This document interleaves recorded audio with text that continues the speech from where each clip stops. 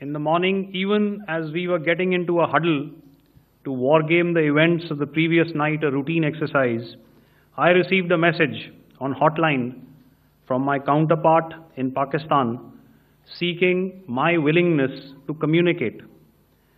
Since our initial aim was to strike at terror camps, and all our actions in the subsequent days were in response to the intrusions and violations by the Pakistan Air Force and its army, it was decided that I would indeed speak with my counterpart. You are already aware,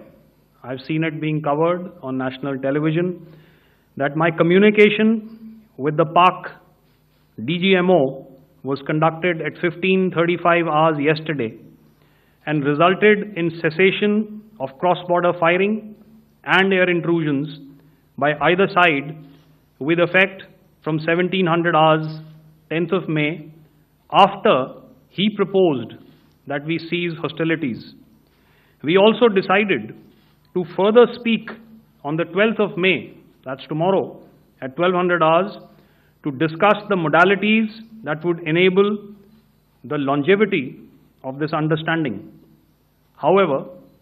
disappointingly, and must I add,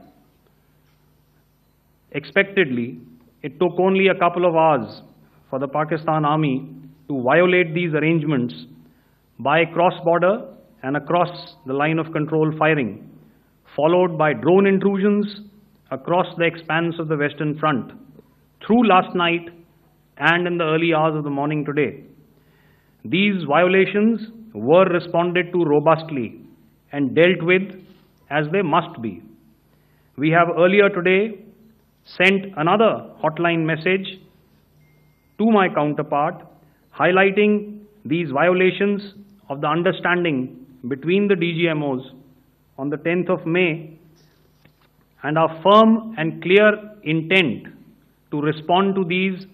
fiercely and punitively, if repeated tonight, subsequently, or later. In this regard, I must inform all of you that the Chief of Army Staff has earlier today conducted a security review and has granted full authority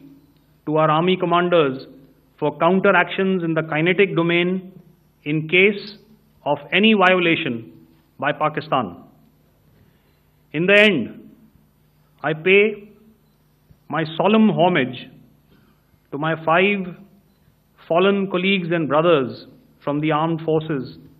and civilians who have tragically lost their lives